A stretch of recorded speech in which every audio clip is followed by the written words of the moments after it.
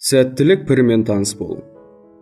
Жол болғыштың қашанда жол сәтті, Ефрат қалақтыршы, ол су түбінен маржан уыстап шығады. Вавилондық мақал. Мұндай тілек қазіргі адамдардың бойындағыдай 4000 жыл бұрын ежелгі Вавилон тұрғындарына да тән болатын. Сол сәттілік пірінің бәрімізді де назардан қалдырмауына үміттіміз. Оны өзімізге қаратып қана қоймай, өзінің ағыл-тегіл қайырын тигізуіне қол жеткізе аламыз ба? Сәттілікке қалай қол жеткізеді? Бұл сауалды Вавилон тұрғындары да өздеріне серік етіп, оған талайы өжеттене жауап іздеген. Олар нағыз іс пен терең ойдың адамдары еді. Вавилонның ежелгі дүниедегі ең бай әрі қуатты қала болғандығы соның арқасы болатын. Ол кезде мектепте, колледжде болмаған. Дегенмен оларда барынша машықтыратын білім ошағы болатын. Вавилонның көкке ұмтылған патша сарайлары, аспалы бақтары мен тәуханаларынан кем түспейтін зәулім ғимараты болды. Бұл жайында тарихи шежірелерде ештеңе де айтылмайды. Бірақ ол сол кездегі адамдардың санасына орасан ықпал еткенді. Ол қайырпаз ұстаздар шәкірттерге ежелгі дәуір білімдерін тегін дарытқан және жұртты алаң еткен тақырыптар талқыға салынатын ілім сарайы болатын. Бұл сарайдағы пікірталаста құлдың өзі патша тұқымдарына жататын төремен де айтыса алатын құқығы бар еді. Ілім сарайының тұрақты өкілі Арқат деген данагөй әрі бай кісі болатын. Жұрт оны Вавилонның ең ауқатты шонжары дейтін. Оның өзінде кеш сайын тыңдармандары жиналатын жеке бөлмесі болды. Оған қарт та, бала да келетін. Бірақ тыңдаушының көпшілігі орта жастағылар еді. Олар өздері қызықтырған тақырыпты талдап, пікір таластырып жататын. Сол жиындардың біріне бізде бас сұғып, сәттілікті өздеріне қарату тәсілін меңгерді ме екен, соны білейік. Арқат күнделікті мінберіне шыққанда, сәулесі құмды шаң қабатын күннің алып алтын табағы батуға беттеген еді. Оны жерге төселген кілемге жайғасқан 80-ге жуық адам шыдамсыздана күтіп отырған. Адамдар үсті-үстіне келіп жатыр. Бүгінгі кеште нені талдаймыз? Деп сұрады Арқат. Біршама үнсіздіктен соң орнынан ұзын бойлы тоқушы тұрды да, мені көптен мазалаған бір мәселе бар. Бірақ оны ортаға салмай келгенім, ол Арқат, саған да, жиналғандарға да күлкілі жайт болуы мүмкін. Бүгін мені сәттілік жағалап, алтын ақшалы әмиян тауып алдым. Сәттіліктің менен ешқашан кетпегенін қалаймын. Мына кісілер де соған мүдделі болар деп ойлаймын. Сол себепті өзіңе сәттілікті қалай тарту керек? Оны қандай жолдармен қаратуға болады? Міне, осыны талдайық. Өте қызықты тақырып екен, деді де Арқат үнсіз қалды. Ол талқыға тұратын нәрсе. Біреулер үшін сәттілік ешбір мақсатсыз, себепсіз, кезігіп жататын жолының болуы. Кейбіреулер үшін ол барын сала құлдық еткен үшін Иштар пірана тарапынан меңгерілетін жағдай. Сонымен, достар, бұл турасында кім не ойлайды? Әрқайсымызға жол ашатындай нәрсе бар ма? Жиірек жол ашса деңіз. Кейбіреулер арқасы қоза дауыстады. Талқыны бастау үшін деп сөзін жалғады Арқат. Әуелі тоқушыға кезіккендей сәттілікті бастан кешкендер сөзін тыңдайық. Арамызда қиналмастан. Ақша, не құнды зат тауып алған тағы кім бар екен? Тыныштық орнады. Жиналғандар бір-біріне қарап, кім түрегелер екен деп күткенмен ешкім шыға қоймады. Немене, ондай адам жоқ па? Сұрады Арқат. Демек, ондай сәттілік барынша сирек болады екен. Біреуің, ізденісімізді қалай жалғастыратынымызды айтсаңдар. Мен көрейін. Орыннан жақсы киінген жас жігіт түрегелді. Сәттілік турасында айтсақ, ойымызды ойын үстеліне бағыттағанымыз дұрыс емес пе? Байлықты бір мезетте ұту үшін көптеген адамдар сол жерде сәттілікке иек артпай ма? Ол орнына жайғасқанда жұрт шулап кетті. Жалғастыр сөзіңді. Ойын үстелінде жолың болған жайтты өзің ортаға сал. Сәттілік ойынхана қожайыны есебінен әмияныңды қампайту үшін жеребе тасының қызыл жағын саған бұрды ма? Әлде керісінше, оның көк жағын сүріп, жинап тергеніңді бір сәтте қожайының қанжығасына байлады ма? Жас жігіт жұртпен бірге шексілесі қата күлді де өз жауабын берді. Пірана тіпті менің онда барғанымды да білмесе керек. Ал басқалары туралы жауап бере алмаспын. Сіздер оны сондай жерлерден көрдіңдер ме? Ойын тасын сіздердің пайдаларыңа қарай бұрды ма? Ондай болса, айтыңыздар, біз тыңдап үйренейік. Әңгіменің басы жаман емес, деп араласты Арқат. Біз мұнда әрбір туындаған жайтты талдауға келдік. Егер біз ойын үстелін қарастырмасақ, онда көпшілікке тән ойынға күміс тиын салып, алтын құйма ұтуға аңсары ауатындардың жайын айналып өтеміз. Бұл әңгіме маған кешегі бәйгені есіме салып отыр, деп сөзге тағы бір тыңдаушы араласты. Егер сәттілік бірі ойынханаға бас сұғатын болса, онда арбасына алтын жалатылған, шапқан аттары көбіктенген ат жарысқа да бармауы мүмкін емес қой. Арқат, шынын айтшы, кеше сен Ниневиядан келген сұр аттарға ақша салғанда, ол бір саған не деп сыбырлады? Мен сенің артыңда тұрып, сұр аттарға салғаныңды естіп, өз құлағыма өзім сенбедім. Ассирияның бірде-бір шабандозы, біздің атқораның жылқыларын шаңғап тұру мүмкін емесін бәріміз секілді сен де білесің ғой. Мойында, сәттілік бірі саған не айтқанын, өйткені соңғы бұрылса қос қара ат біздің шабандозға кедергі жасап, ақырында сұраттар жеңіске оңай қол жеткізді. Арқат қуақланған жымиыспен уәжиесіне қарады. Біреудің қандай атқа ақша салғанда сәттілік бірінің қандай жұмысы бар екен? Меніңше, ол бар болғаны махаббат пен ұлылық киесі. Кімде-кім оған мұқтаж болса және еңбегі сіңсе, ол соны марапаттайды.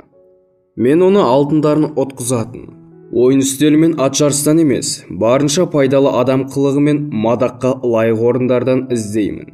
Жер өңдеп, әділ сауда жасап, қол өнермен айналса жүріп, пайдаға әр уақытта кенелуге болады. Бәлкім, мадақ сендерді қадам сайын аңдып жүрмесе, өйткені адам баласы кейде қателесіп, кейде оның еңбегін жаманат зая кетіруі мүмкін ғой. Алайда ол барынша қайсарлық танытса, онда ақыр соңында ол мадаққа лайық болады. Себебі сәттілікке деген мұрсат сондайларға ғана тиесілі. Ал адам құмар ойындар ойнаса, жағдай мүлдем керісінше болады. Өйткені барша мұрсат ойын үстелінің қожайыны жағына шығады. Ойынхана соның кәсібі, ол ақшасын ойынға сала отырып, қомақты пайда табуды көздеген жан. Аздаған ойыншылар ғана өздерінің мұрсатының мейлінше аз екенін сезіп, ойын кәсіпкерінің пайдаға кенелетінін біледі. Ойын тасын алайық. Оны лақтырған сайын біз ақша салып, оның үстіңгі бетін болжауға тырысамыз. Егер ол қызыл жағымен түссе, ойынхана қожайыны бізге салған ақшадан 4 есе көп қаржы береді.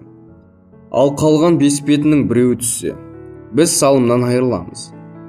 Бұл дегеніміз, әрбір тастамда біздің 5 мәрте ұтылу мұрсатымыз бар деген сөз. Бірақ қызыл жағы 4 есе ұта алатындықтан, бізде 4 ұтыс мұрсаты ғана бар. Бір кеште қожайын барлық салынған соманың 5-тен 1-ін алуға мүдделі. Егер қожайын міндетті түрде бар ақшаның 5-тен 1-ін ұтуды алдын ала ойластырған болса, одан кімнің үміті болмақ? Бірақ біреулер үлкен ақша ұтып жүр ғой, деп қалды тыңдаушының бірі. Иә, ондайлар болып тұрады, деп жауап берді Арқат. Бірақ ол сәттілік қаншалықты мығым. Вавилондағы менің таныстарым арасында ауқаттылар жеткілікті. Бірақ олардың бірде-бірін жетістік жолын құмар ойыннан тапқан ақшамен бастады деп айта алмаймын.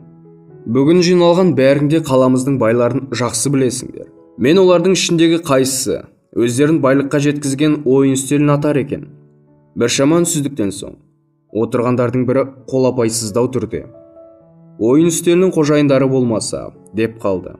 Егер ойларыңа басқа ешкім түспесе, деді Арқат, онда сендер туралы сөйлесейік.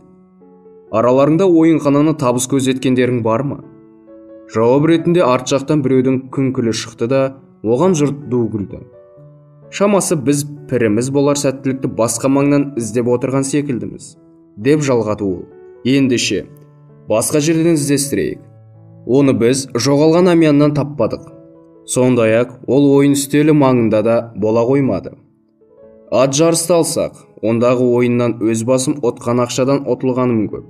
Онан да өз кәсібімізге оралайық. Қайдағы бір сәттіліктен көрі, өз еңбегіміздің адал қайтарымына иек артатын нағыз табиғи табыс көзі сол ғой.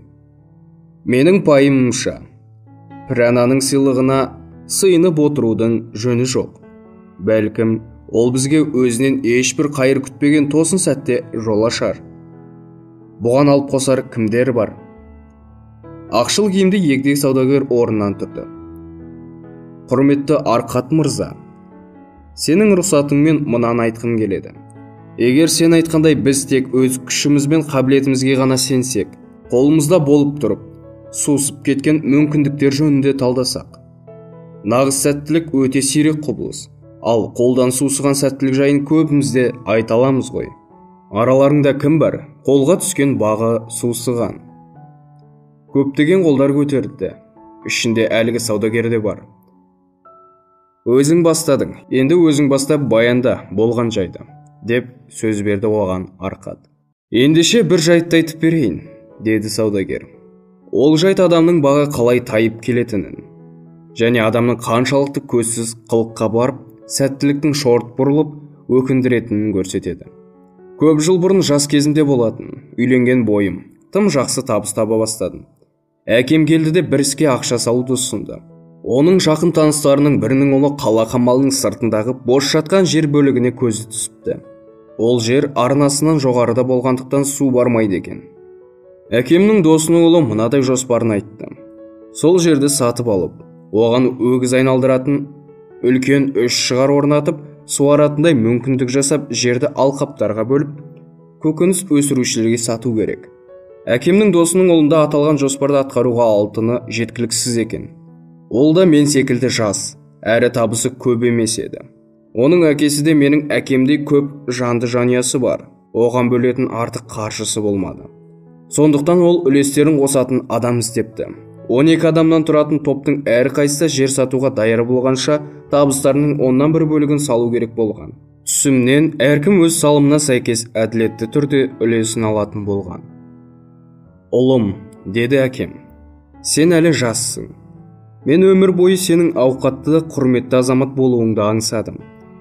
Мен сенің әкеңнің қатесін қайталамауыңды тілеймін. Мен де соны тілеймін, әке, дедім.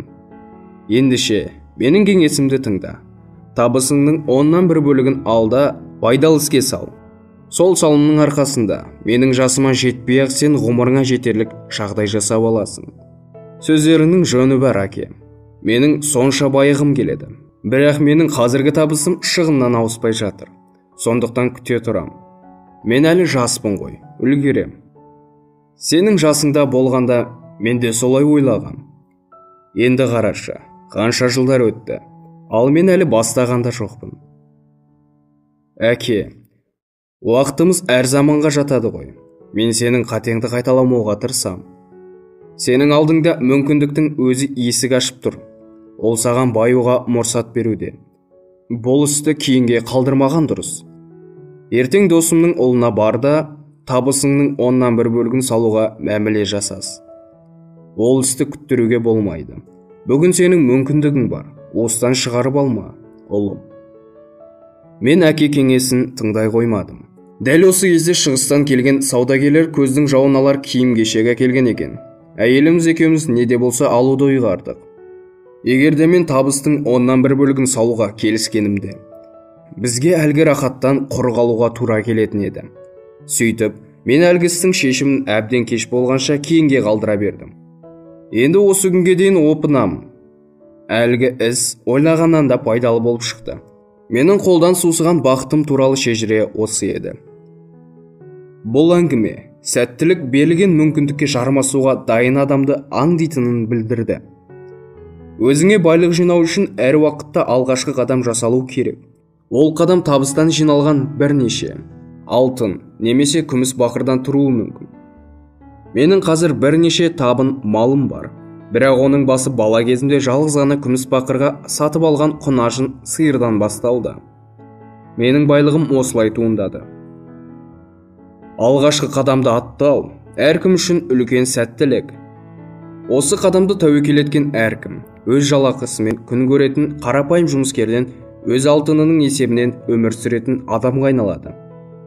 Ондай әрекетті әлгі саудагердің әкесі секілділерді айтпағанда, оған кеш баратындардан гөрі байлыққа алғы қадам жасағандар сәйкесінше ерте баюға қол жеткізеді. Ол бүгінде бұл дүние игілігінен әлде қайда молынан иеленер еді. Мен де айтайыншы. Шетелдікке тән дауыс шықты. Мен сириялықпын. Сендердің тілдеріңде жақсы сөйлей аламын. Саудагер дос секілділерді сіздердің қалай айтатындарыңызды білгім келеді. Сендер онымды әдепсіздік санауларың мүмкін. Сонда да сол сөзді білгім келеді. Егер мен оны өз тілімде айтсам, түсінбейсіңдер. Сондықтан өзіне пайдалы іс болса да, тындырғысы келмейтін адамды атасаңдар. Жайбасар, деді біреу. Дұрыс. Қостай кетті сириялық. Шапалақтарын соғып жіберді. Ол келіп тұрған мүмкіндікті көрмейді. Ол күтумен жүреді. Ол жұмысының көптігін сылтауратады. Ал мүмкіндік ондай жайбасарларды күтпейді. Мүмкіндікке кімнің байығысы келсе, соның асығатыны жағады. Мүмкіндік сәті түскенде асықпаған адам, біздің саудагер дос сияқты өзіне өзі жамандық жасайды. Саудагер орнынан тұрды да, күлімсіреген күйі сириялыққа иіліп ишара етті. Сенің шындықты именбей айтқаның үшін, шетелдік дос, саған шексіз ризамын. Ал енді мүмкіндіктен айырылған тағы бір хикаяны тыңдайық. Кімнің айтқысы келеді? Деп сұрады Арқат. Мен айтайын, деді қызыл шапанды орта жастағы кісі. Мен мал сатам, негізінен түйе мен жылқы. Кейде қой мен ешкіні де сауда қыламын. Мен сендерге бір күні маған келген керемет мүмкіндікке әзір болмағанымды айтайын. Сол себепті мен оны бекер жіберіп алған болармын. Талдап көріңдерші. Бір күні кешқұрым, 10 күн бойы түйе іздеп қалаға қайтып келе жатқанымда, өкінішке орай қаланың қақпалары жабылғанын бірақ білдім. Менің құлдарым түнеуге шатырларын тіккенше маған егделеу бір малшы келді. Ол да қалаға кіріп үлгермепті. Аса құрметті мырза, деді ол маған. Түріңе қарағанда сен мал саудагер секілдісің. Солай болса, мен саған жаңа ғана айдап әкелген керемет бір отар қой сатайын деп едім. Өкінішке қарай әйелімнің денесі қызып, жатып қалыпты. Соған тезірек жетуім керек. Менің отарымды солайымен сатып ал. Мен құлдар мен түйелерді жолға қамдап, жеделдете аттанайын. Түн болғасын мен қойларды қарай алмадым. Дегенмен қарамына қарағанда аса көп екені байқалды. 10 күн бойы алуға лайық түйе болмағасын, мен қуана келістім. Ол болса асығыс болғасын менің ойымдағы бағаны айтты. Мен ертеңгісін құлдарыммен қалаға отарды айдап кірген бойда қымбат бағаға сататынымды білдім. Онымен алақан айқастырып, мәміле бекіттікте мен құлдарыма от алдырып, соның жарығымен қойды санап шықтым. Малшының айтуынша қой саны 900 болуы керек. Қараңғы түні әрі-бері қашқан отарды санаудың қияметтігін айтпай-ақ қояйын достарым. Ол мүмкін емес екен. Сондықтан малшыға таң ата санап есептесетінімді айттым. Аса құрметті мырзам, деп жалынды шаруа. Бүгін 3-тен 2-сін төлеші, мен жолға шыға берейін. Мен осында ең ақылды да сауатты қолымды қалдырайын. Ол саған санауға жәрдемдеседі. Оған сенем. Қалған ақшаны соған берерсің. Бірақ мен түнде төлемейтінімді айттым. Қасарыстым. Таң ата мен ұйқыдан оянып үлгерместен, қақпашылған бойдан 4 бірдей саудагер малшыға алап берді де, отардың бәрін сатып әкетті. Олар қойды қымбатқа сатып алды. Себебі қаланы сол кезде дұшпан тарапынан қоршауға алу қаупі төнген еді де, шаруа болса әр қойға менен сатылатын 3 есе қонын алып аттанып кетті. Сөйтіп мен өзі келген сәттіліктен құр қалдым. Ерекше хикая екен. Аңғарғанын білдірді Арқат.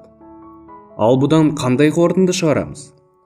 Егер мәміленің тиімді екеніне көз жетсе, ақысын бірден төлеу керек болар, деп қорытты қарт. Егерде мәміле шынында да пайдалы болса, онда саған ешкімде, тіпті өзіңнің кемшілігіңде зиян келтіре алмайды. Бәріміз де пендеміз, құбылмалымыз, кейде дұрыс пікірді бұрысқа балауға бейілміз.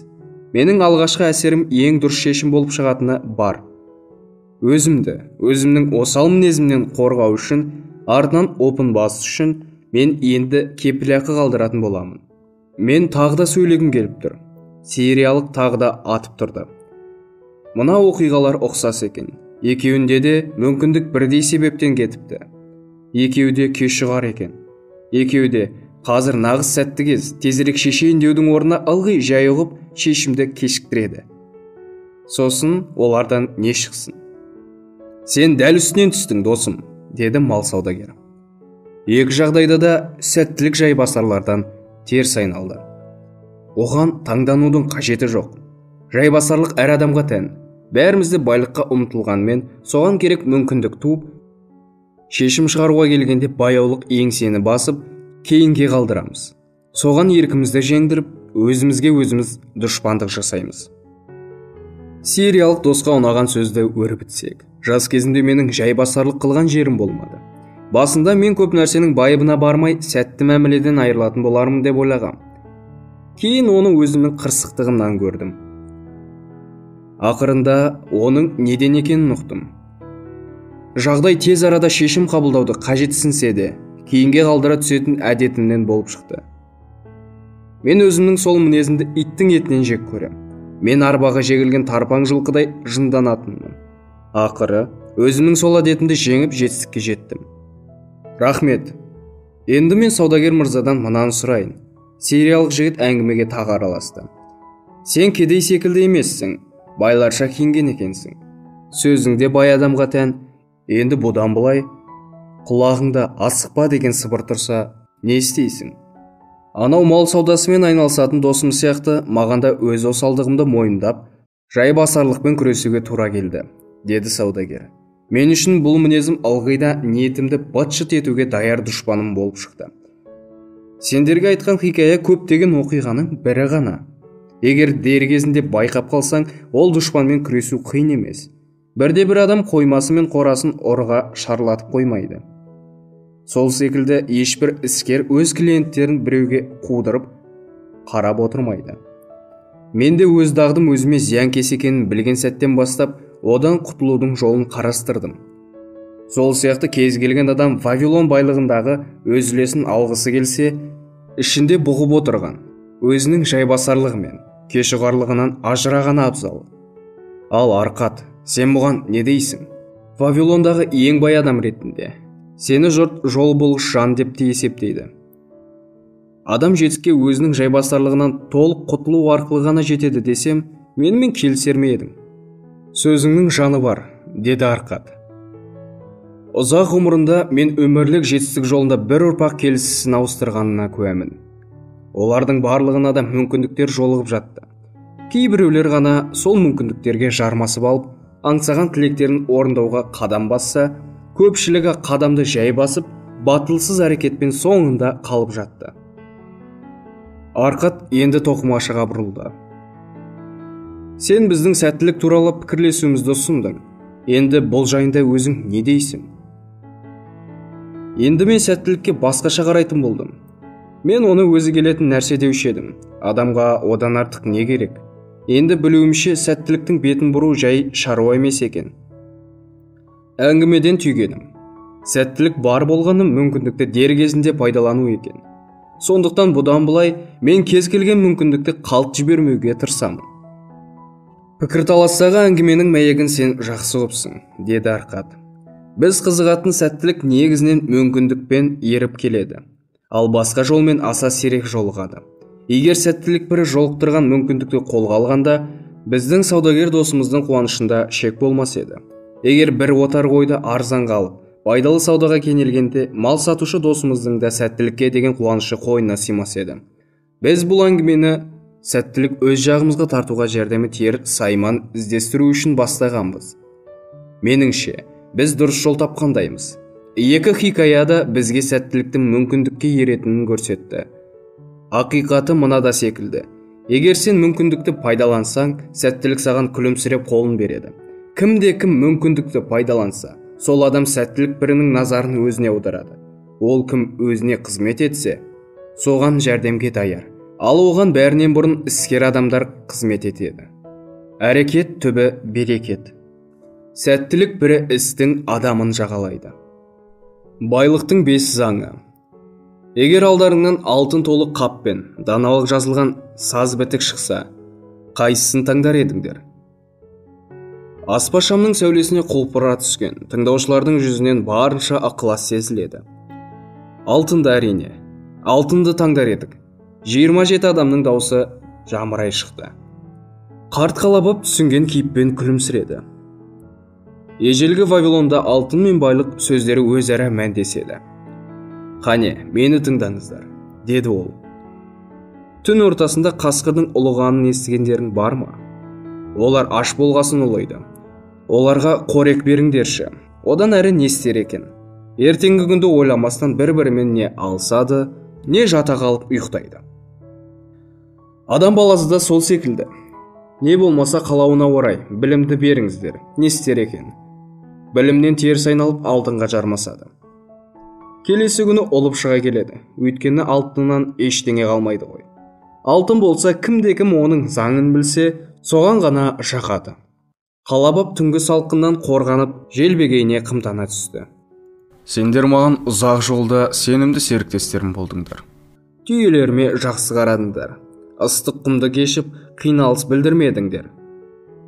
Тонағысы келген қарақшылармен де батыл шайқастыңдар. Енді мен соның өтеуіне сендерге бүгін алтынның 5 заңы туралы хикая айтып берейін. Ондай әңгімені бұрынды соңды естіген емессіңдер. Қалт жібермей тыңдаңдар. Айтқанымды оқысаңдар, онда келешекте сендер мол алтынға жолығасыңдар. Ол үнсіз қалды. Қара көк аспанды жұлдыздар жайлаған. Жиналғандардың артынан найзаға мықтап керілген шатырлардың қарасы көрінеді. Шатырлар артында мұқият текшеленіп таңылған терлер дөңкиіп жатыр. Одан әрі құмға шөккен түйелер анда-санда пысқырынып қойып, тоқтаусыз күйіс қайыруда. Бізге талай хикаяны айтып бердің, Қалабап, деді керуен жетекші. Ертеңгі күні сендегі қызметіміз біткенде, жол көрсетердей сенің даналығың бізге зор пайдасын тигізеді. Бұған дейін сендерге шалғайда, бейтаныс елдерде бастан кешкенімді айтып келдім. Енді бұл жолы Арқатбайдың ілімін жеткізбекпін. Ол туралы көп естігенбіз, деді керуен жетекші. Ол Вавилондағы өмір сүрген байлардың ішіндегі ең айтулысы болыпты. Иә, ол байлардың байы болатын, өйткені сол ғана алтынның жолын жақсы білетін. Бүгін түнде оның ұлы Номасардың бұдан бірнеше жыл бұрын Ниневияда маған айтқан даналығын айтып берем.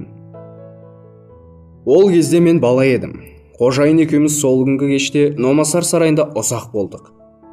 Мен қожайынға буылған керемет кілемдерді Номасар өзіне қажеттісін таңдағанша тасумен болдым.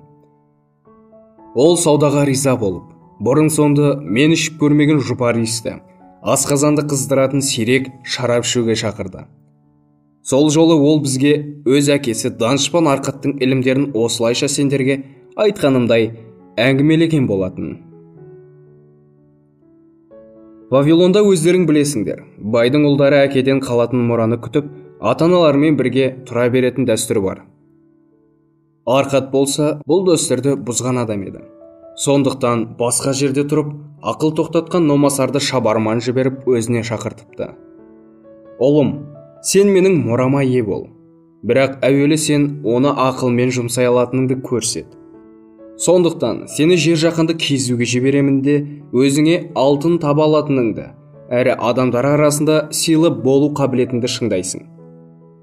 Оның бәрін бастау үшін мен саған өзімнің жас кезімдегі іске кіріскенде болмаған екі нәрсені беремін. Біріншіден, бір қап алтын берем. Егер сен ақылмен оны жұмсай алсаң, ол саған болашақта баюыңа қажет негіз болмақ. Екіншіден, алтынның 5 заңы ойылған саз бітіктері берем. Егер де оны қолдан алсаң, олар саған білім мен сенім береді. Бүгіннен бастап 10 жылдан кейін маған келіп есеп бересің. Лайық болсаң, мен сені бар байлығыма мұрагер етемін. Басқа жағдайда, барымды абыздарға өткізуге өсиет етіп, о дүниелік болғанымда, олардан рухыма дұға оқуын өтініш етемін. Сөйтіп, Номасар өмірдің жолын игеруге бір қап алтын мен жібек жамылғыға оралған саз бітіктерді құлдары мен жылқыларын алып аттанып кетті. 10 жыл өткен соң Номасар келіскенде үйіне оралды. Әкесі оның құрметіне барлық достары мен туыстарының басын қосып үлкен той жасады. Той біткенде әкесі мен шешесі үлкен бөлменің бір басына қойылған таққа бергісіз орын таққа жайғасты да, Номасар әкесіне берген уәде бойынша есеп беруге кірісті. Кеш болған кез. Бөлмеге майлы шамның түтіні жайылған. Ақ шапанды құлдар пальманың ұзын жапырағын бір қалыпты желпуде. Барлық жағдай маңызды шараға лайықталыпты. Номасардың әйелі мен екі кішкентай ұлы, Достары мен туыстары оның артына кілем үстіне жайғасып есепті мұқият тыңдауға көшкен. Номасардың әйелі мен 2 кішкентай ұлы. Достары мен туыстары оның артына кілем үстіне жайғасып есепті мұқият тыңдауға көшкен. «Әке», деп құрметпен бастады сөзін Номасар. «Мен сенің даналығыңа бас иемін. 10 жыл бұрын мен кәмелет жастың табалдырығында тұрғанымда, сен мені өзіңнің мөлеген байлығыңа масыл етпей, тұрғыластарым ішінде лайықты азамат болып шығуым үшін дүниені аралауға жібердің. Арқама алтынды аямай артып, білімді қосар қалаттың. Ол менің тәжірибесіз қолымнан ұстап алған балалардан қашқан жабайы қоян секілді ғайып болды». Әкесі түсіністікпен күлімсіреді. «Айта бер ұлым, сенің бастан кешкенің маған барынша нақты деректермен маңызды. Мен болашағым ол Ниневия қаласына барып, сонда тұрақтауды шешкен едім. Мен сонда баратын керуенге ілестім де, жол бойы жаңа достар таптым. Олардың арасында астарына желмен жарысқан сәйгүлік мінген 2 кісі болды. Сапар барысында олар маған аттар бәйгеде алдына жан салмаған аса жүйрік жылқысы бар Ниневияда бір бай кісі тұратынын жеткізді. Атбегі өзінің аттарын бәйгеде озатын жылқының жоқтығына сенімді еді. Болжам ойынға қанша ақша салса да дайыр болатын. Алайда менің бір досым әлгінің аты өзінің сәйгүліктеріне қарағанда ақсақ есек екенін айтып, бәйгеде өз аттарының алдына жан салмайтынын жеткізді. Ол маған достық құрметіне өз аттарын жақтап, бәстігуімді өтінді. Бұл ұсыныс менің ойымды мықтап биледі. Бірақ біздің аттарымыз озбады да, мен біраз ақшамнан айырылдым. Әкесі мәз бола күлді. Кейінірек білдім, басымнан өткен жайт қүй тұрқы істің салдары екен. Әлгі маған дос болғандар керуенмен бірге ілесіп, мен секілді ашық ауыздарды аңдитын болып шықты. Ал Ниневиядағы атбегі де әлгілермен ауыз жаласқан адам екен. Бәспұлды қылдай бөлісіп алыпты. Осындай салқынғанды алаяқтық маған алғашқы ащы сабағын осылай берді. Көп ұзамай мен тағы бір өзек өртер жайтты бастан кештім. Керуенде мен достасқан тағы бір жігіт болған. Ол да мен секілді бір бай баласы екен. Ниневияға өмірлік орын тебуге шығыпты. Сапар кезінде ол маған Ниневияда бір саудагердің қайтқанын, оның дүкенін тауарымен қоса түкке тұрғысыз ақыға сатып алуға болатынын айтқан. Ол екеуміз бұл істе серіктес болатынымызға уағдаластық. Бірақ ол Вавилонға барып алтынын алып қайтуы керек болды. Сондықтан ол дүкенді мендегі бар ақшаға ала тұруды ұсынды. Бірақ ол Вавилонға сапарын кейінге қалдыра берді. Оның үстіне сауда ісінде білетіні аз болып шықты. Қолда барын оңды-солды жұмсай береді екен. Ақырында мен одан бас тарттым. Бірақ ол кезде шаруам кері кеткен еді. Дүкенде жарамсыз тауар қалды да сату мүмкін болмады. Ал жаңасын алуға менде алтын түгесілді. Әйтеуір әупіріммен израильдік бір кісіге дүкенде өте арзан бағаға сатып кеттім. Басыма ауыр күндер туды. Жұмыс іздегенмен ештеңе таппадым. Өйткені қолымнан ештеңе келмейтін. Аттарымды саттым, құлды да саттым. Тамақ пен түнек орынға басы артық киімдерімді өткіздім. Бірақ күн артынан күн өтсе де сәтсіздіктен құтыла қоймадым. Сол ауыр күндерде, әке, сенің маған сенетінің есіме түсті. Сен мені сапарға аттандырғанда азамат болуымды қаладың ғой. Мен соны атқаруым керек болды. Анасы болса бетін орамалмен көлегейлеп кемсеңдеді. Сол кезде маған берген алтын заңы жазылған саспарақ есіме түсті. Оқып шықтым да, әуел баста білімді қолға алғанымда, алтыннан ажырамайтынымды ұқтым. Мен заңның бәрін бүкіл әрпіне дейін жаттап алдым да, егерде мені сәттілік бере қолдай қалса, ісімді бала тәжірибесіздікке емес, қарт даналыққа басқартам деп шештім. Енді осында жиналғандарға мен әкемнің саспарағында жазылған оның маған 10 жыл бұрын берген даналығын оқып шығайын. Ол мынау еді. Байлықтың 5 заңы. Табысының кемінде, оннан бір бөлігін өзі мен жанұясының болашағына, жинайтын адамның қолына ғана байлық қонады, әрі молаяды. Өзіне табысты іс тапқан адамның ақшасы ғана тұрақты да қалтқысыз жұмыс істеп өрістегі малдай көбейеді. Білікті адамдардың кеңесіне құлақ асып, ақыл мен іске жаратқан адамның байлығы еселенеді. Өзіне бейтаныс іске салған адамның ақшасы қолдан сусыйды. Қолдан келмейтін іске ұрынған. Болмаса, алаяқтар мен қулардың қармағына түскен, немесе тәжірибесіздігі мен қиялилығы кесірінен тез баюға ұмтылған адам байлығынан береке қашады. Маған жазып берген әкемнің байлыққа арналған 5 заңы осы болатын. Мен бұның құны алтыннан да қымбат екеніне көз жеткіздім. Оны келесі хикаяларымда баяндайын. Ол тағы да әкесіне қарады. Мен саған өзімнің тәжірибесіздігімнен ұрынған шарастығым мен уайымым жөнінде айттым. Бірақ кез келген жаманат тізбегінің соңы болады екен. Менің қайғым қала дуалын тұрғызып жатқан құлдарға қараушы қызметін тапқанымда сейіле бастады. Жинақтың бірінші заңына сүйеніп, табыстан түскен бақырларды алғашқы күміс ақша тапқанымша жинай бердім. Бірақ жинағым өте баяу жүрді. Өйткені табысымның көбі күнделікті тірліктен ауыспады. Соған қарамастан талмай ақша жинай бердім. Өйткені әке, 10 жыл бұрын сен берген алтынды қайтаруды қатаң түрде мақсат еттім. Құлдардың қожайынымен достасып үлгергем. Ол бір күні маған: сен тыңғылықты түрде ақша жинап жүрсің. Сенде алтын бар ма? Деді. Иә, дедім.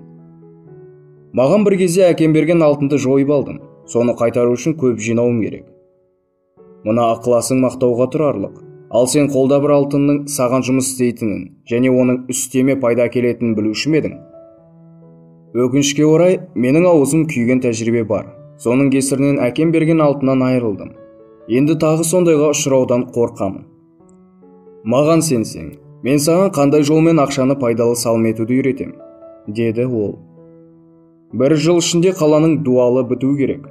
Патшаның жауларынан қорғану үшін оған бірнеше қола қақпа орнатылмақ. Ниневияны шарласаң да қақпа жасайтын темір таба алмайсың. Ал патша оны тапсыруды ойластырмапты. Менде жоспар бар. Бірнеше адам үлестерімізді қосып, алысқа мыс пен қорғасын құймаларын әкелуге керуен жөнелтеміз. Патша қақпа жасауды тапсырғанда, біз әлгі құймаларды сатып пайдаға кенелеміз. Тіпті патша бізден алмаған күннің өзінде келген тауар өз құнын жоймайды. Одан бәрібір жақсы пайда табамыз. Бұл ұсыныстан мен дана адамдар кеңесі бойынша жинақты салу жазылған 3-ші заңының орындалуын аңғардым. Қателеспеппін, біздің ортақ ісіміз жемісті болды. Нәтижесінде менің шағын жинағым айтарлықтай өсіп шықты. Сосын сол адамдармен келесі іске қатыстым. Олар алтынның қадірін жақсы білетін және пайда табудың қыр-сырын меңгерген жандар еді. Олар ақша салудан бұрын кез келген жоспарды жан-жақты талдайтын. Олар негізгі жинақтарын тәуекелге салмайтын, әрі пайдасыз мәмілеге аяқ басқан емес. Әлгі ат жарыс ойыны болмаса, түсімсіз дүкен сатып алу сықылды менің тәжірибесіздігімнен барған істерге ешқашан бастарын сұқпастан. Осал жерін олар бірден аңғаратын. Соларға байланысу арқылы мен алтынды пайдалы кәсіпке салуды меңгердім. Жылдар өткен сайын менің байлығым еселене түсті. Мен жоғалтқанымды қайтарып қана қоймадым. Одан да бетер көп табысқа жеттім. Түрлі сәтсіздіктер мен сынақтарға ұрынсам да, жетістікке жетсем де, еш уақытта байлықтың 5 заңына күдігім болған емес. Кімде-кім бұл 5 заңды білмесе, алтын оған сирек ұшырасып, тез арада ғайып болады. Бұл заңдарға сүйенген адамнан байлық қашпайды. Ол еңбекқор құл секілді иеленушіге қызмет өтуден танбайды.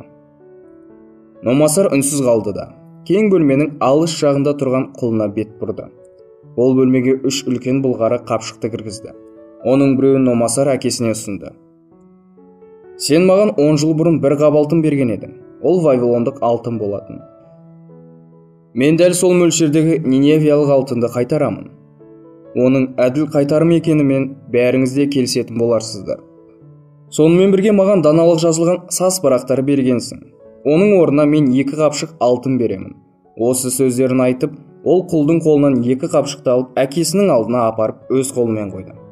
Бұны мен әкесінің даналығымды алтыннан да ардақтайтынымды көрсеткім келді. Бірақ алтын мен даналықты өлшеуге бола ма? Ақылсыз алтынның қолда тұрақтауы мүмкін емес. Алайда адам әуелі даналыққа бет бұрса, оны алтын айналып өтпейтінін мұна 3 қап көрсетіп тұр ғой.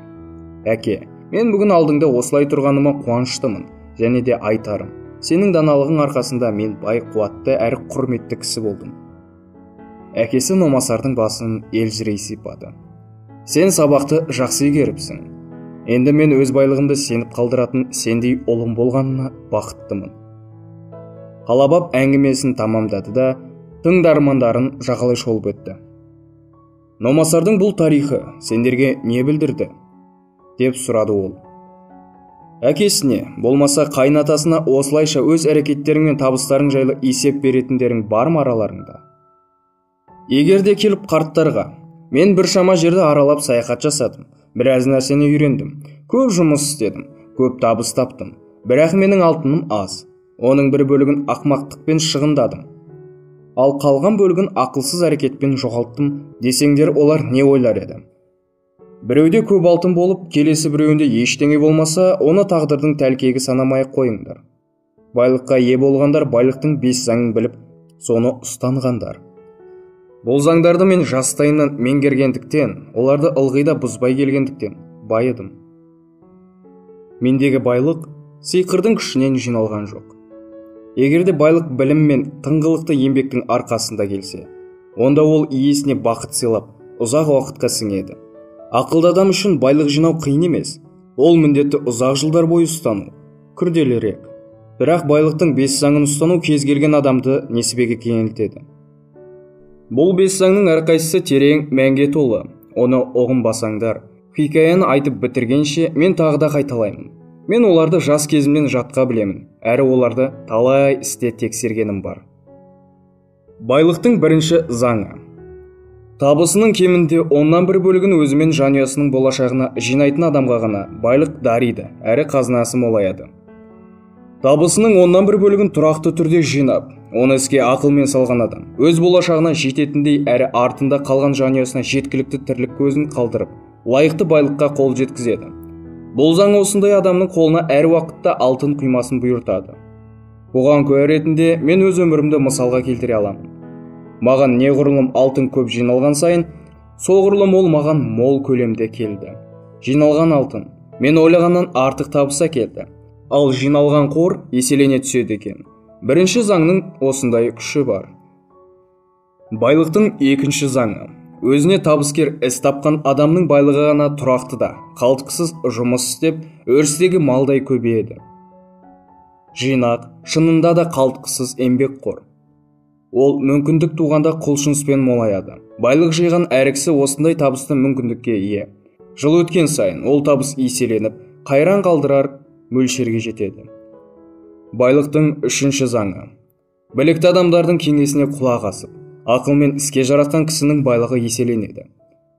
Жинақ шынында да есуастан қашқан жандай қамқор қожайынға ыстылып кетеді. Байлықпен ісі болған адамның кеңесіне құлақ асатын жан өз жинағын тәуекелге салмайды, оған қауіпті жолатпай, молаюына қуана қол жеткізеді. Байлықтың төртінші заңы. Өзіне бейтаныс іске ұрынған адамның байлығы қолдан сусиды. Жинақ көрмеген адамның қолындағы байлық кез келген мүмкіндікті пайдалы етіп көрсетеді. Алайда, ол мүмкіндіктердің көпшілігі жинаққа қатер төндіреді. Егерде ол мүмкіндіктерді тәжірибелік кісілер сараптайтын болса, олар пайдаға жарайтын мұрсаттың аз екеніне көз жеткізер еді. Сондықтан, өздігімен өзіне бейтаныс іске қол артатын жинақ иесі көбіне тәжірибесіздігі салдарынан қолда барын шашып тынады. Істің мәнісін білетіндер кеңесіне жүгініп, жинағын жаратқан жан ғана даналыққа жол салады. Байлықтың бесінші заңы. Қолдан келмейтін іске ұрынған, болмаса алаяқтар мен қулардың қармағына түскен, немесе тәжірибесіздігімен қияли қылығы кесірінен тез баюға ұмтылған адамның байлығынан береке қашады. Жинағы бар адамға ылғи да сиқырға толы ертегідей алдамшы ұсыныстар түседі. Оларға қарап, шексіз байлықты сиқырлы күш қана қолға түсіретіндей көрінеді. Бірақ та, ондай жоспарға қалай мұқият үңілсең, тез байытатын ол істердің соншалықты тәуекелге толы екеніне көз жеткізуге болар еді. Бұл жағынан Ниневиялық байдың еш уақытта қол жетпейтін табысқа басты байлығын тәуекел етпейтінін ұмытпаңдар. Байлықтың 5 заңы осы. Хикаяны айта отырып сендерге өз байлығымның құпиясын да аштым. Шын мәнінде, ол байлықтың құпиясы емес. Күн сайын аштық қысқан қасқырдай болғаннан, күйбең тірліктен суырылып алға шыққысы келетін кез келген адамға тән ақиқат еді. Ертең біз Вавилонға жетеміз. Көрдіңдер ме? Анау Ваалла тәуханасының үстінен самалдай самсаған оттарды. Алтын қала қол бұлғап тұр. Ертең сендерді лайық қызметтерің үшін алатын тиісті жинақтарын күтіп тұр. 10 жыл өткен соң бұл байлықтарың туралы не айта аласыңдар? Араларыңда Номасар секілді Арқаттың даналығына сай алғашқы қадамды байлыққа барар жолға салатын біреулерің болса, онда 10 жылдан соң олар Арқаттың ұлы сияқты ауқатты да абыройлы адам болмақ. Біздің дана қылықтарымыз текке кетпей, әр уақытта бізді өмір бойы қуантып, ләззатқа бөлейді. Дәл сол сияқты ақымақ қылықтарымыз бізге өмір бойы мазамызды алып, қауіп төндірумен болады. Өкінішке қарай, оны киім секілді шешіп тастап ұмытып кете алмайсың. Бірақ істей алатыныңды кезінде тыңдырмай кеткенің қыр соңынан қалмай өмір бойы өкшелеп жүреді. Вавилонның қазынасы ағыл-тегіл, оны ешкімде өлшей алмас. Жыл өткен сайын шаһардың байлығы еселеніп, гүлдене түсуде. Бұл байлықтың бәрі де іскер адамдар үшін марапат болып табылады. Әр адамның тілегі мен ойында дүлей әрі сиқырлы күш жасырулы. Байлықтың 5 заңын білсеңдер, ол күшті өз пайдаларыңа жарата отырып, Вавилонның байлығынан өз үлестеріңді аласыңдар. Вавилондық өсімгер. Қолында тура 50 алтын бақыр. Вавилондық бақыр басушы Родан шебердің әмиянында ешқашанда мұнша ақша болған емес. Көңілі көпсіген, ол дүниедегі ең жомарт патшаның сарайынан келе жатты. Ол жүрген сайын беліне бекітілген шиланның ішіндегі алтын теңге көңілді қытықтап, сыңғырлаумен келеді. Бұл оның өмірінде тыңдаған ең жағымды әуені болар. Барлығы 50 алтын бақыр. Ол өзіне өзі сенер емес. Сыңғырлаған бұл дөңгелекшелерде не сиқыр бар еді. Бұған бәрінде зәулім үй, жер, мал, келе-келе түйе, үйір-үйір жылқы, тіпті жайла арбада сатып алуға болады. Оны қайда жұмсаса екен? Ол өзінің қарындасының үйіне баратын көшеге түскенде, оның кеудесін осой мысықша тырналады. Бірнеше күн өткен соң, бойын мазасыздық билеген Родан, өсімгер әрі бағалы заттар мен сирек нәрселер сатушы Матонның дүкеніне кірді. Жағалай алуан түсті тауарларға көзінде салмастан, ол үйдің түп жағындағы тұрғын жайға қарай өтті. Мұнда ол кілемге жайғасып, қара өңді құлдың берген асын ішіп отырған Матонға жолықты. Мен сенімен ақылдасқым келеді. Өйткені не істерімді білмей жүрмін. Родан бұлғары кеудеше киген жүнді төсін керіп, нық тұрды. Қушиған сары жүзді Матон күлімсіреген күйде сәлемдесті. Өсімгер керек болғандай, сен не білдіріп қойдың? Неліктен сәттілік сатып кетіп, ойын үстелінде ұтылып қалдың? Әлде мамықтай жұмсақ бір сұлу өз торына түсірді ме? Мен сені көп жылдан бері білемде. Менен көмек сұраған жерің болған емес. Жоқ, оның бірде-бірі болған жоқ. Маған алтын керек емес, мен сенен кеңес алуға келдім. Мәссаған, мынау не деп тұр ей? Өсімгерге ақылдасуға кім келетін еді? Мен не естіп отырмын? Сенің құлағың дұрыс естіді. Мүмкін емес. Матонға алтын үшін емес, кеңес үшін келетіндей Родан басқадан неліктен ақылдырақ болды екен. Көптеген адам келіп маған өздерінің ақымақтығы үшін төлейтін алтын іздеп келеді.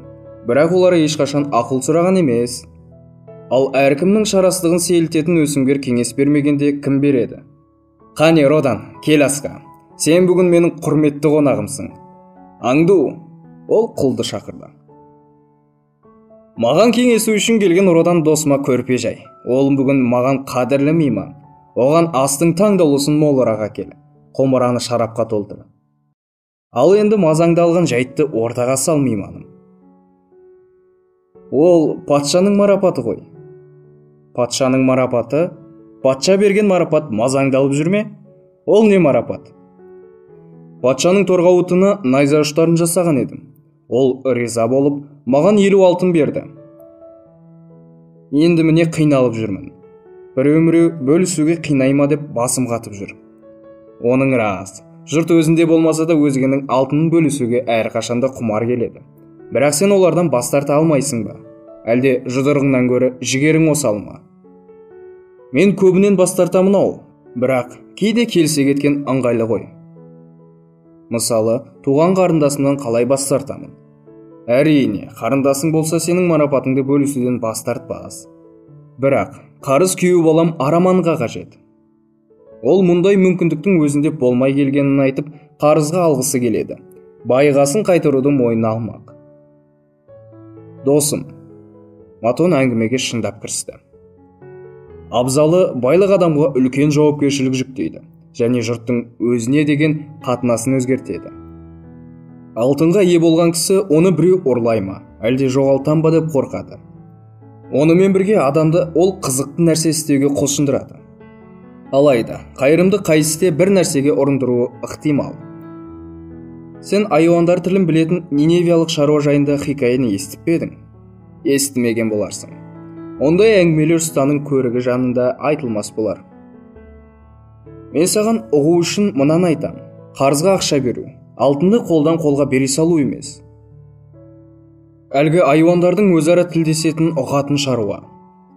Кешкісін ауласында отырып алып, түрлі жан-жануардың әңгімесін тыңдайды екен. Бір күні өгіздің өз тағдырын айтып, есекке шағынғанын естіпті. Мен таңдан ымыртқа дейін соқаны тартумен жұмыс істеймін. Күннің ыссы екенімен де, менің аяғымның ауырғанымен де, иықша мойынды қажығанымен де ешкім санаспайды. Ал сенің өмірің рахат қой. Үстіңе алуан түсті жабулы. Қожайыныңды баратын жеріне апарып тастағаннан басқа шаруаң да жоқ.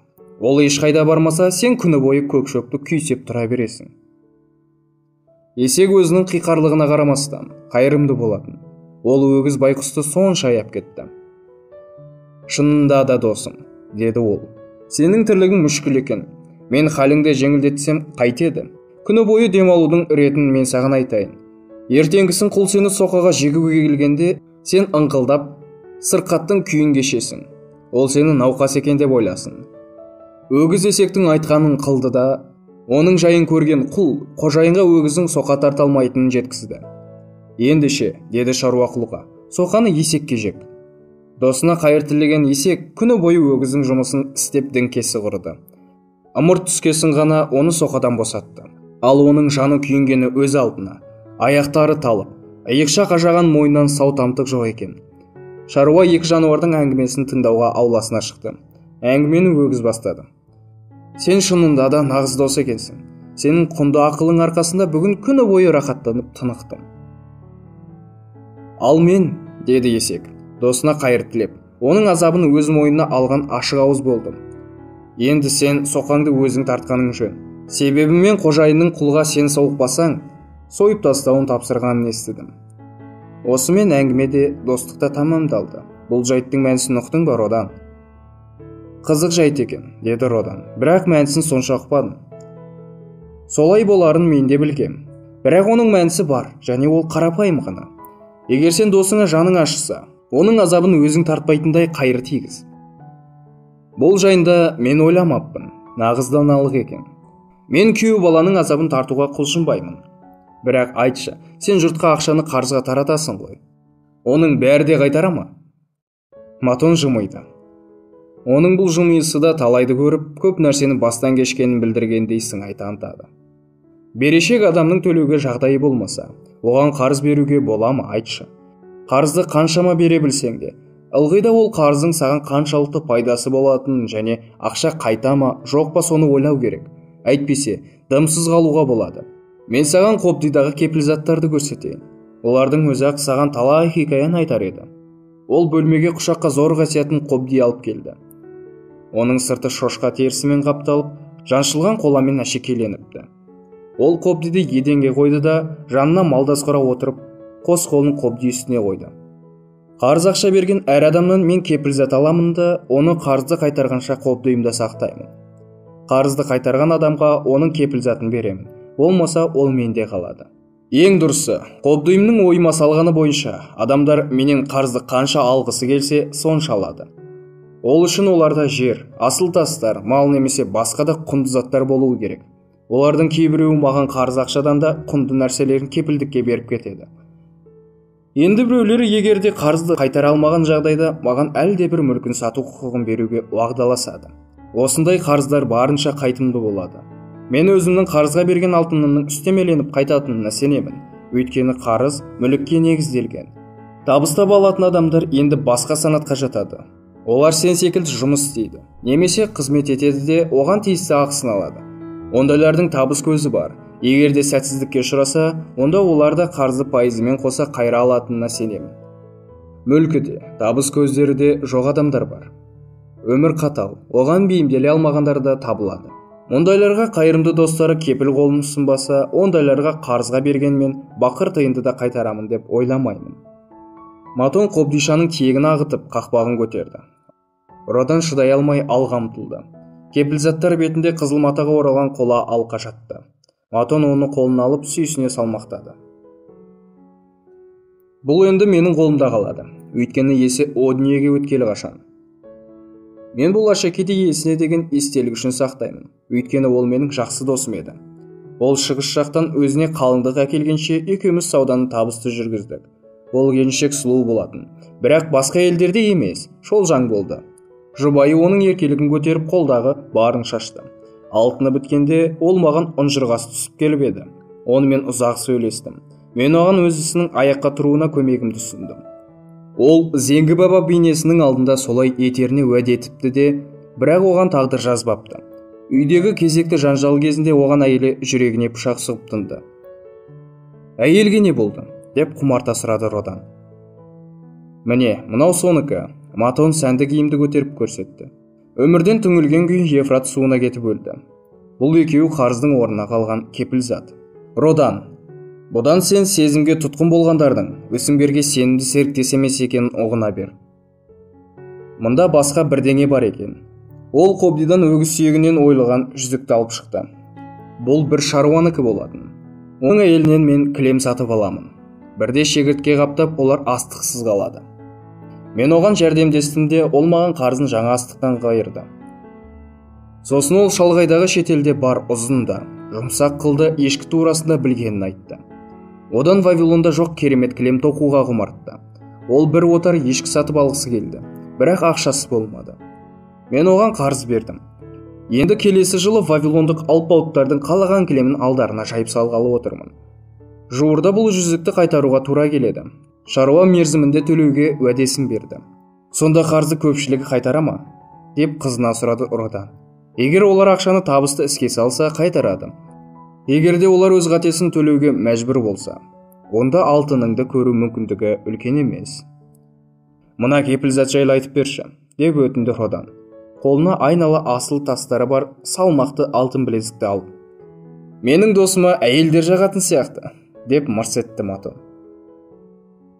Қанша дегенмен, мен саған қарағанда жаспын ғой, деп Родан есесін жібермеуде. Оның дұрыс, бірақ бұл жолы сен ғашықтық мәселесін жоқ жерде іздеп отырсың. Ол білезіктің иесі, сөзінде мән жоқ, көп сөйлейтін, былшиған келбетін әжім басқан бір ханым.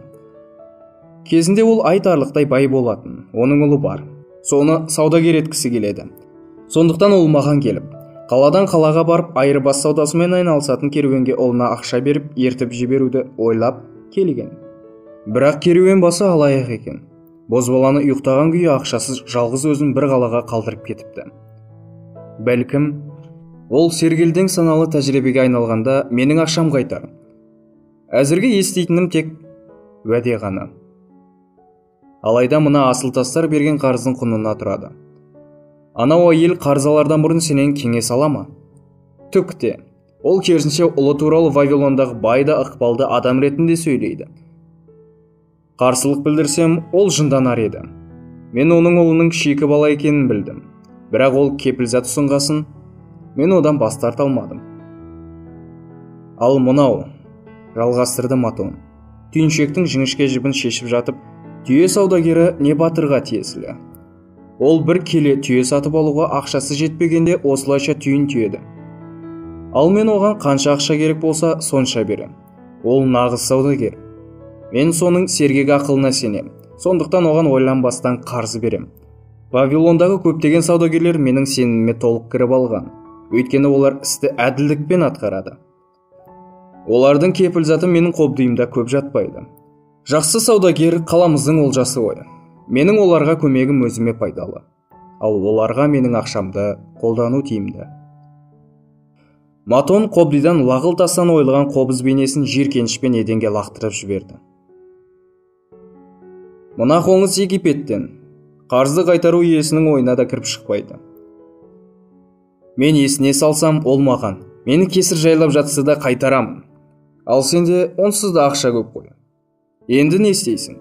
Кепілзат оның абыройлы әкесіне тиесілі. Ол баласының ісін қолдау үшін жерінде малын да салды. Әуелі баласының істе жолы болды. Сосын оның сараңдығы мен тәжірибесіздігі түбіне жетті. Ісінің бәрі кері кетті. Жастық шақта адам тәуекелшіл келеді. Байлыққа да, алдамшы игілікке де жеңіл жол іздейді. Тезірек баю үшін жастар ойланбастан қарызға батып жатады. Өмірді бастамай жатып, олар сенімсіз қарыздың бір түссең шыға алмайтын терең құз екенін сезбейді. Ол түнек тұңғиық қой. Бірақ егерде жұрт жарқын мақсатқа ұмтылып жатса, қарыз алмауға арзғырмаймын. Өз басым ылғида қарыз алумен саудагер болдым. Дегенмен әлгі балаға молайту үшін не істеу керек? Жас болғасын жігері мұқалады, ісі өнбейді. Тіпті қарызды өтеуге талпынбайды да. Ал мен оның әкесінің жері мен малын тартып алғым келмейді. Сен маған біраз жайтты мәлім еттің. Родан ризалығын жасырмады. Бірақ өз сауалыма жауабымды естімедім ғой. Күйеу балама 50 алтын бақырды бергенім жөн бе? Ол ақша маған сондай қадірлі. Қарындасың келісті адам. Мен оны сыйлаймын. Оның күйеуі маған келсе, одан қарызды қалай пайдаланарын сұрар едім. Егерде ол мен секілді асыл тастар мен қымбат жиһаз саудагер болуды ойластырса, тағы сұрар едім. Сауда жөнінде не білесің? Тауарды ең арзанға алатын жерді білесің бе? Оны қымбатына қалай сатпақсың? Қалай ойлайсың? Ол осы сұрақтарға жауап бере ала ма? Жауап бере алмас, деп келісті Родан. Ол бар болғаны маған найза жасауға көмектесті ғой. Онда оған ниетті толық ойластырылмағанын айтар едім. Саудагер өзісін толық зерттеу керек. Ал оның ниеті әзірге ештеңеге негізделмеген. Мен оған алтынды бермес едім. Ол мысалға. Мен саудагерлерге жәрдемдестім. Смирнуға барып арзан кілем сатып әкелуді білем. Десе, оның ниетіне ден қойып ісін қолдауға болар еді. Егерде қарызды қайтаруға кепілдік берсе, 50 алтын ақшаны бере салар едім. Бірақ ол, менде кепілдік жоқ, алайда қарызды қайыруға таза абыройыммен ант етейін десе, мен әрбір бақырды қадір тұтатын адаммын. Смирнуға барар жолда қарақшылар ақшаны тартып алса, болмаса қайтар жолда кілемді тонап алса, қарызға алған менің алтыным бірге құриды ғой. Көрдің бе, Родан, ақшаны өсіруде саудагерліктің бір жолы, тек қана ақшамен сауда қылу. Ақшаны қарызға беру қиын емес, бірақ ойсыз бере салған ақшаны кері қайтару қиынның қиыны. Білікті өсімгер ақшасын босқа тәуекелге тікпейді, оған қайтарым кепілі керек. Кедейге қол ұшын берген жөн. Тағдырдың соққысына ұшырағанға көмектесу қажет, бірақ бөгденің міндетін өзіне артқан есектің ахуалын кешпес үшін көмекті ақылмен берген мақұл. Сенің көздеріңнен тағы бір сұрақты оқып тұрмын, Родан. Менің жауабым мынау. Анау алтыныңды өзіңе қалдыр. Өз еңбегіңе бұйырған алтын сенікі. Өз қалауың болмаса, оны ешкіммен де бөліспеуге қақың бар. Егер оны молайтуға бағытталған қарызға айналдырғың келсе, оны ақылмен істе. Сен қанша жыл бойы найза жасап келесің? Толық 3 жыл болды. Патша марапатын қоспағанда осы жылдар ішінде қанша ақша жинадың?